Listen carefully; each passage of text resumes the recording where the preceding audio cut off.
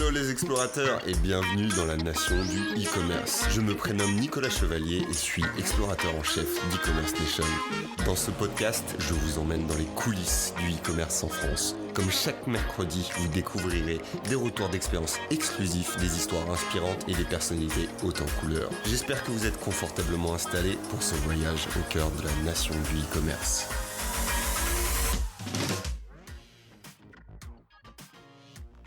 Bonjour à toutes et à tous les explorateurs, je suis ravie de vous retrouver aujourd'hui pour un nouveau podcast en compagnie de Alain Drier, directeur marketing et commercial chez Ascendia France, solution logistique de la Poste qui gère les flux postaux internationaux de colis légers au départ de la France.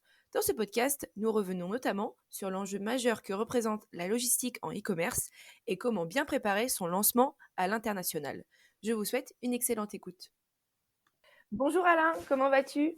Bonjour Audrey, ça va très très bien. Alors, je suis ravie de t'accueillir pour ce podcast sur e-commerce nation. Est-ce que tu pourrais nous retracer en premier temps ton parcours professionnel et ce qui t'a mené jusqu'au poste que tu occupes aujourd'hui? Nous présenter du coup ton poste dans la même occasion. Ok, ravi également. J'ai 30 ans d'expérience professionnelle, ouais, ça passe assez vite, dans trois grands groupes, Danone, Rothmans International et le groupe La Poste. Mon parcours, il est orienté commerce et marketing en alternant des postes opérationnels et fonctionnels. Voilà, moi, ce qui me guide, c'est le développement, comment je contribue à créer de la valeur avec mes équipes. C'est ça mon moteur depuis toujours. Et puis, rejoindre Ascendia France, c'est un triple challenge. C'est comment on accompagne les e-commerçants français dans leur développement à l'international. Comment aussi on développe nos solutions existantes. Et puis comment on va en créer de nouvelles, notamment digitales. Et enfin, le moteur, ce que je te disais à l'instant, moi, c'est emmener une super équipe sur ces défis. Voilà. D'accord. Et du coup, chez Ascendia, c'est quoi à peu près ton périmètre d'action? Je m'occupe du marketing et du commerce. Voilà, c'est une petite équipe sur cette business unit export, une petite équipe de 25 personnes.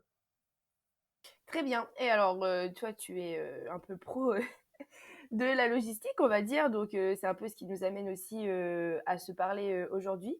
Donc, selon toi, qu'est-ce que les consommateurs attendent en 2020 en matière de livraison?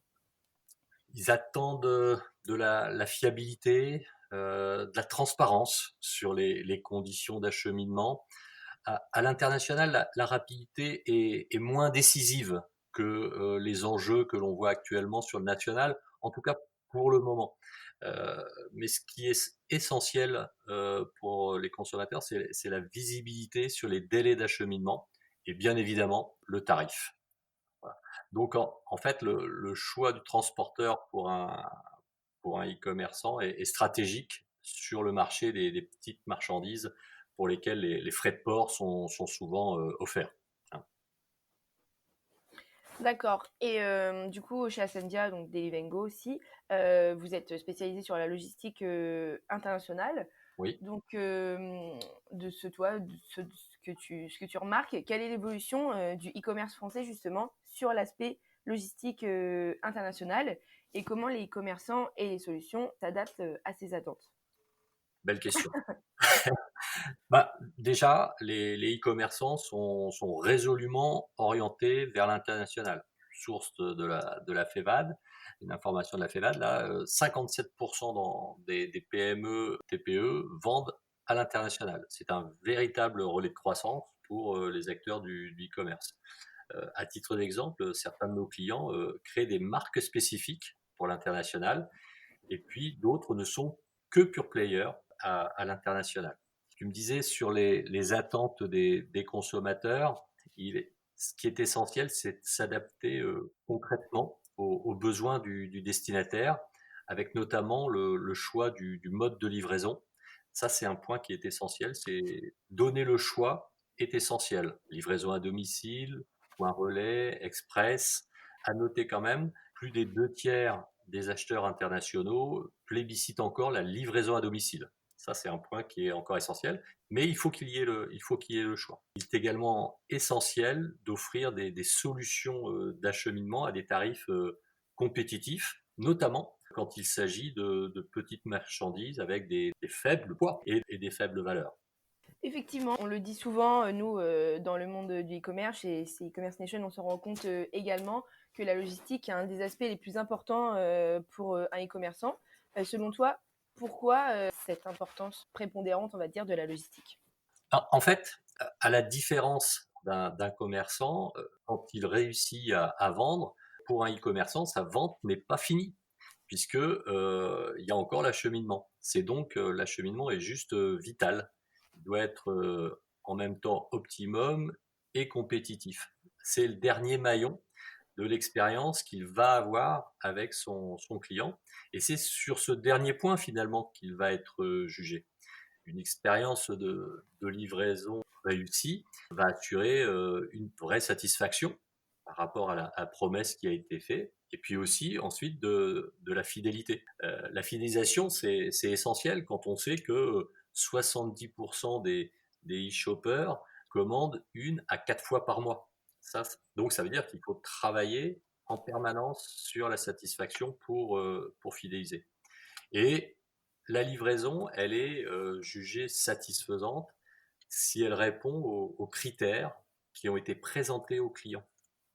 Ce n'est pas forcément la rapidité qui est plébiscitée, mais le respect des délais. Je le disais, ce qui est important, c'est avoir une promesse que l'on est capable de satisfaire. Voilà. Et juste pour information, 31% des clients transfrontières déclarent être livrés en plus de 15 jours. C'est pas pour ça qu'ils sont insatisfaits, mais c'était la promesse qu'il y avait sur les sites.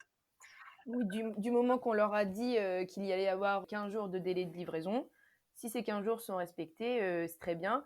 Vaut mieux faire ça plutôt que de dire 5 à 10 jours de livraison pour au final se retrouver avec le colis au bout de 15 jours. Exactement, exactement. Et ce qui est important, c'est qu'un client satisfait ou insatisfait d'ailleurs donne son avis. Et donc, la recommandation d'un site par les e-shoppers est une vitrine essentielle pour les e-commerçants. Et donc, en tant que partenaire, Ascendia avec Delivengo doit concourir au fait les clients qui ont choisi Delivengo et 5 étoiles de la part de leurs clients. Ok, donc vous faites en sorte justement d'avoir des promesses de livraison cohérentes. Exactement, oui, oui. D'accord. Du coup, petit conseil pour les e-commerçants qui nous écoutent et qui souhaiteraient pourquoi pas se lancer sur un marché international, quels pourraient être les prérequis indispensables? Bien, il y a des évidences, mais quelquefois il est important de les rappeler. Un pays étranger n'est pas la France. Donc ça veut dire qu'il faut connaître les spécificités des marchés visés, avoir une bonne connaissance de la barrière de la langue, la fiscalité également qui peut être différente, les éléments douaniers également qui peuvent être en évolution. Par exemple, le 1er janvier 2021, expédié vers la Grande-Bretagne signifiera déclaration douanière. Donc ça veut dire qu'il faut d'ores et déjà s'y préparer. Ensuite, il faut réfléchir à son catalogue et chercher la différenciation en intégrant les différences de culture entre les e-acheteurs. Un e-acheteur allemand n'achètera pas forcément la même chose, ou en tout cas présenté de la même façon qu'un e-acheteur français. Les moyens de paiement sont très différents d'un pays à l'autre. Voilà, il y a des pays où il y a plus de prélèvements automatiques, mais il y a encore des pays qui ont des moyens de paiement très traditionnels. Et puis enfin, il faut être capable de raconter une histoire. Pourquoi un e-acheteur anglais achèterait sur un site français?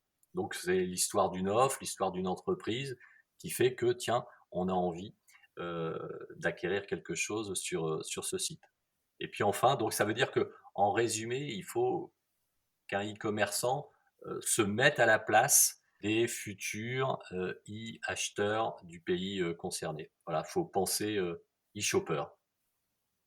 Très bien. Et justement, quand on pense, quand les commerçants pensent aux pays sur lesquels ils veulent se lancer, s'il est tout nouveau là-dedans, est-ce que pour toi, tu penses qu'il faut d'abord se concentrer sur les pays frontaliers, donc Espagne, Italie, Suisse, Allemagne, quand on se lance à l'international, justement, avant de se lancer plus loin, au-delà des frontières de l'Europe notamment?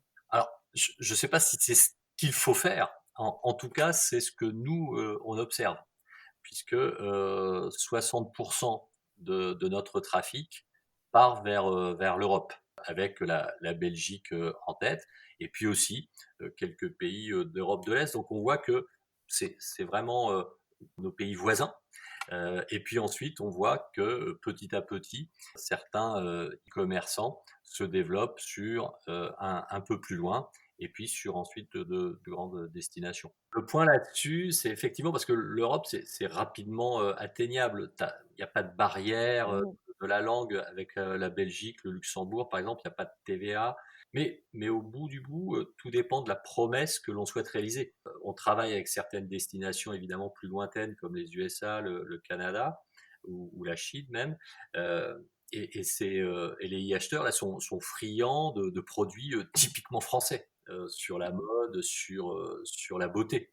Donc ça dépend aussi de l'appétence que peuvent avoir des e-acheteurs sur la promesse de produits que peuvent avoir les e-commerçants.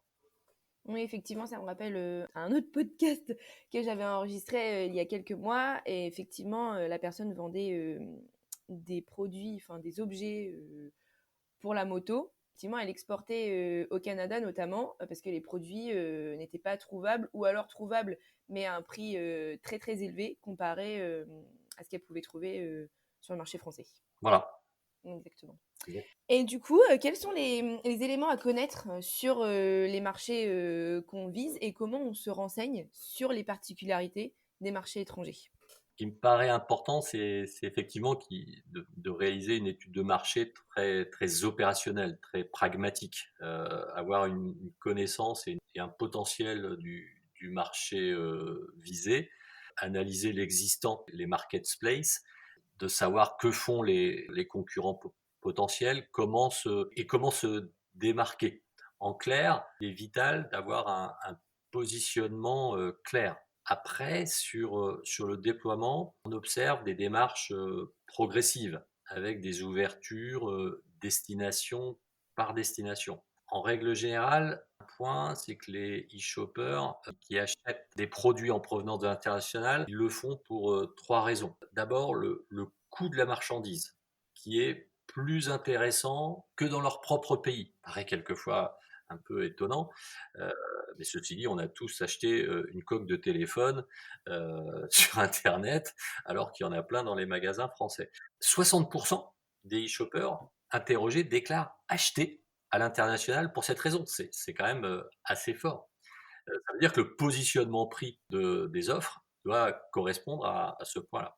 Ensuite, la nature des produits. C'est-à-dire que 36% disent j'achète à l'international parce que je ne trouve pas ce produit. Et puis enfin, parce que pour 20% d'entre eux, c'est parce que les frais de livraison sont plus intéressants que dans leur propre marché domestique. Et oui, on arrive à trouver des solutions à l'international, et notamment avec Delivengo, des solutions qui sont très performantes en termes de tarifs et en termes d'acheminement. D'accord. En tout cas, très intéressant tes données. Et selon toi, à l'heure actuelle, quelles sont les destinations qui seraient les plus intéressantes ou les plus attractives sur lesquelles se lancer? Qu'on voit, c'est qu'il y a effectivement les destinations européennes. On voit une belle dynamique de la Grande-Bretagne. C'est quand même le pays européen le plus dynamique en matière de e-commerce. Après, on a évidemment les US, le Canada, et puis on s'aperçoit qu'il y a quand même tout un marché qui se développe autour des échanges en C2C. Donc il y a peut-être moyen de travailler aussi sur comment est-ce qu'on est l'intermédiaire entre des consommateurs qui peuvent envoyer à d'autres consommateurs dans leur pays. Ça se travaille, enfin ça on le voit au niveau de la Chine, c'est en train de se développer ça. Très bien. Du coup, chez Delivengo, comment vous répondez aux besoins des e-commerçants qui répondent ensuite aux attentes des consommateurs? Delivengo, oui, voilà, c'est une réponse aux envois qui sont réalisés en e-commerce pour des petites marchandises qui sont inférieures à 2 kilos et qui ont une faible valeur. C'est vraiment l'offre d'entrée de gamme quand on est sur le e-commerce à l'international. Et en même temps, ça représente une très grande partie, hein, des envois du e-commerce international. 44% des marchandises internationales pèsent moins de 500 grammes et 44% des envois transfrontières ont une valeur inférieure à 25 euros. Donc voilà, on est sur ce cœur de métier et dès qu'un e-commerçant est sur ce créneau, la solution, c'est Delivengo avec une plateforme, des API qui se pluguent simplement et puis bientôt des partenariats avec des modules pour les CMS. Ça va permettre de répondre vraiment globalement aux besoins d'intégration des e-commerçants, tout en répondant aux prérequis attendus des marketplaces, notamment le suivi et la livraison à domicile dont on a vu tout à l'heure qu'elle était encore très prédominante. Mhm. Selon toi, quel est l'avenir de la livraison? Comment ce secteur va-t-il évoluer au fil des mois, des années? Parce que là, on est en plein dedans, hein. On vient de traverser une crise, d'ailleurs on est toujours un peu dedans et on voit bien l'importance de se faire livrer à domicile. Le e-commerce a explosé, hein. On voit des spécialistes qui disent en l'espace de quelques mois, on a fait les chiffres du e-commerce qu'on attendait dans 3 ans. Ah, donc la livraison à domicile, ça s'est encore renforcé. On voit une contrainte qui existe aujourd'hui, c'est l'augmentation des tarifs du transport aérien. Donc ça veut dire que ça va augmenter la problématique dont on a échangé, le côté coût, délai, valeur de la marchandise Mhm. sur des grandes destinations au départ de la France, USA, Canada, Chine. Voilà, on a des prix du transport aérien qui ont été multipliés par 3 ou par 4 depuis quelques semaines. Forcément, c'est une situation qui complexifie les business models des e-commerçants. Un des points également, on voit que cette crise a un côté accélérateur. Le e-commerce a accéléré encore sa part dans les achats des consommateurs, et ce partout en France, en Europe et dans le monde. La France est devenue le deuxième pays en Europe à avoir à se développer en e-commerce. On a maintenant 67% des Français qui achètent en e-commerce. Donc ça, c'est un point qui est vraiment essentiel. Donc c'est un marché très dynamique où le choix, le tarif, le délai seront encore davantage des conditions de succès pour les e-commerçants. Avec Delivengo, on sera à leur côté pour accompagner leur développement et les accompagner pour sortir encore plus fort de cette crise. Merci beaucoup Alain pour tout ce que tu viens de nous partager. Moi j'ai fait un peu le tour des questions que je voulais voir avec toi, donc je vais te laisser le mot de la fin si tu as quelque chose à ajouter à tout ce qu'on vient de se dire. Eh ben, écoute, merci Audrey pour ces échanges. Le mot de la fin, s'il y a un mot qui me vient, c'est le moment. La crise que nous avons vécue et que nous vivons encore, euh, on voit que il y a eu des tendances, les tendances existantes à la hausse comme à la baisse ont été amplifiées pendant cette crise. Quand on regarde par exemple le commerce physique dans le secteur de l'habillement, il a vu sa situation s'aggraver très rapidement. La Halle, André, Naf, Célio sont en grande difficulté. Le e-commerce, lui, de son côté, a peut-être gagné 3 ans de croissance en l'espace de quelques mois. C'est donc le moment pour les e-commerçants matures d'amplifier la dynamique Puis c'est aussi le moment pour les nouveaux e-commerçants de se développer. Et le développement, c'est aussi l'international.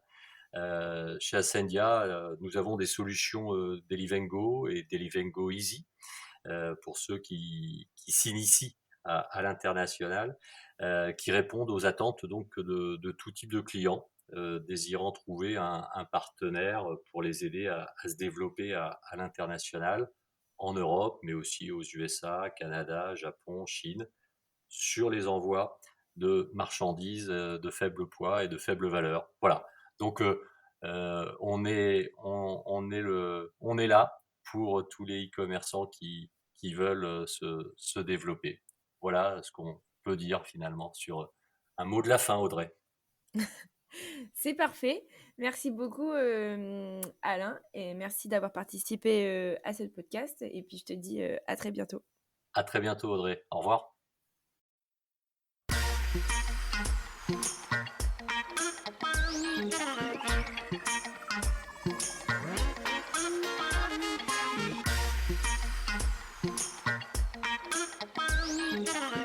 J'espère que ce podcast vous a plu. Je vous donne rendez-vous la semaine prochaine pour la découverte d'une nouvelle personnalité. N'hésitez pas à vous abonner au podcast des explorateurs du e-commerce sur votre plateforme préférée et à partager sur les réseaux si vous avez apprécié cet épisode.